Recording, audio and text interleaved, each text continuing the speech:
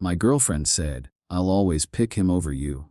I replied, "Okay." Then I packed my bags, made her call him to prove he was just a friend, and listened as he offered her a hotel room, and I just smiled, because 3 weeks later she was sobbing at my door begging for help because he wouldn't stop stalking her. Best Reddit story honestly.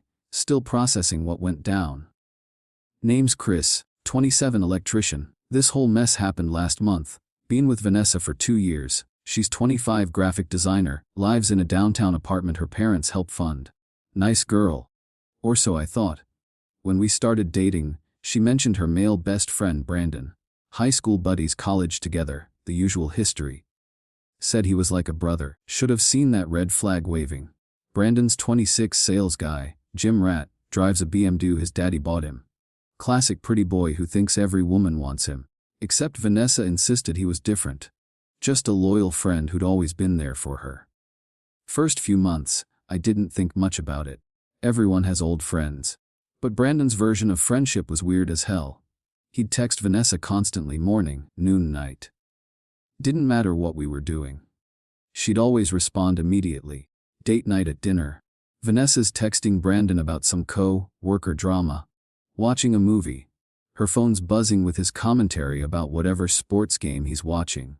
Doesn't this seem excessive? I asked one night after her phone buzzed for the 10th time. We've always talked a lot. That's just how we are. But it wasn't just texting. Brandon would show up unannounced whenever he felt like it. We'd be cooking dinner and he'd walk in with takeout. Thought you might want company. We'd be having a quiet evening and he'd arrive needing to vent about work stress. The guy had zero respect for boundaries. Vanessa never seemed to mind. Maybe he could call first, I suggested after another surprise visit. He's always welcome here. Brandon's been in my life way longer than you. There it was. The hierarchy. Length of friendship determined importance. What really got me was how comfortable they were together. Vanessa would curl up next to Brandon on the couch during movies. She'd steal food off his plate at restaurants. He'd give her these long goodbye hugs that felt more intimate than friendly. That seemed pretty touchy. I mentioned after one of these hugs were just affectionate people. But she wasn't affectionate with anyone else like that. Just Brandon got the special treatment. Things escalated when Brandon started having relationship problems. He'd been dating some girl Sarah and apparently it wasn't working out. Guess who became his personal therapist? Vanessa would spend hours on the phone with Brandon analyzing his dating life. Hours that used to be our time together.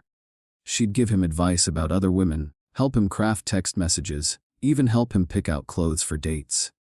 Why is he asking his female friend for dating advice? I asked. I understand women better than his guy friends do. Made sense, I guess. Until Brandon started asking for more than advice. Last month, we had a weekend getaway planned. Nothing fancy, just a cabin upstate for some alone time. Friday afternoon, I'm loading the car when Vanessa comes outside looking stressed. We might need to postpone the trip. Why? Brandon called. Sarah broke up with him. He's really upset and needs me. He's an adult. He can handle a breakup. Chris, that's cold.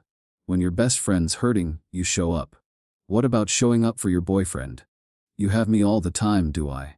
Because Brandon seems to have you whenever he wants. That started our biggest fight yet. Vanessa accused me of being jealous and insecure. Said Brandon had earned his place in her life through years of friendship. Said boyfriends come and go. But Brandon was permanent. If you make me choose between you and Brandon, I'll always pick him. She said it without hesitation. Like it was the most obvious thing in the world. You'd always pick him. Yes. He's been my constant for 8 years. You've been here 2 years. Boyfriends ranked by tenure. Apparently, I was just another guy passing through while Brandon was forever. Got it. Brandon first, me second. That's not what I meant. It's exactly what you meant. I drove home and started packing. Wasn't much to pack since I'd kept my own place. Good thing too. Vanessa called 20 times while I was throwing clothes in boxes. Didn't answer. Around 10 p.m., she showed up at my apartment. Chris, let's be rational about this. We were rational. You said you'd always choose Brandon. I was being hypothetical. No, you were being honest. I don't want to lose you, but you're not willing to set boundaries with Brandon either. I shouldn't have to choose. You're right. You shouldn't. That's why I'm choosing for you. Vanessa kept arguing, but I was done listening. She'd made her priorities clear. Brandon first, everyone else second, but then I had an idea. You really think Brandon's just an innocent friend? Of course he is. Prove it. Call him right now. Why? Tell him we broke up. See how he reacts. Chris, that's stupid. If he's really just your friend, it won't be a problem. Fine. She pulled out her phone and dialed. Hey Brandon. Yeah, I know it's late. Chris and I broke up. No, I'm not okay. I could hear Brandon's voice getting excited through the phone. Now, tell him you want to forget about everything tonight. What? Tell him you want to get a hotel room somewhere and talk. That's disgusting. Brandon would never. Then it shouldn't be a problem saying it. Ew. No, he's my friend, so prove it. Show me how innocent your friendship is. Vanessa stared at me like I was insane. Brandon would never agree to something like that. Then call his bluff. Fine. But when he says no, you owe me an apology. She got back on the phone. Brandon, I just want to forget everything tonight. Maybe we could get a room somewhere and just talk. The change in Brandon's voice was immediate. Even I could hear his excitement. That sounds perfect, V. I know this great place downtown. I can be there in 15 minutes. This is exactly what you need right now. Vanessa's face went white. Actually, Brandon, never mind. I'm just emotional. Talk tomorrow. She hung up looking shocked. Still think he's innocent? I asked. Her phone immediately started buzzing. Text after text from Brandon. Changed your mind. I'm already getting dressed. This could be really good for us. I've been waiting for you to see Chris. Was it right for you? I'll grab champagne and meet you there. Text me the address. He was already planning the whole evening. Within minutes of thinking we broke up, Vanessa was staring at her phone in horror. This can't be real. Your innocent best friend just jumped at the chance to sleep with you the second. He thought I was out of the picture. I had no idea because you didn't want to see it. More texts kept coming. Brandon getting increasingly aggressive about wanting to meet up. Talking about how he'd waited long enough and tonight could be perfect for them. Chris, I'm so sorry. I had no idea he felt this way. I did. That's why I kept bringing up boundaries. I thought you were just being jealous. I was being realistic. Can we fix this now that I know what Brandon's really like? Fix what? You still chose him over me. I was wrong about Brandon. You were wrong about a lot of things, including how to treat your boyfriend. Vanessa started crying, but I was done. She'd spent 2 years dismissing my concerns and prioritizing Brandon. Finding out he was a predator didn't change how she'd treated me. I'll cut contact with Brandon completely. Too late. Why? Because this was never just about Brandon. It was about you choosing him over me every single time. I told her to leave.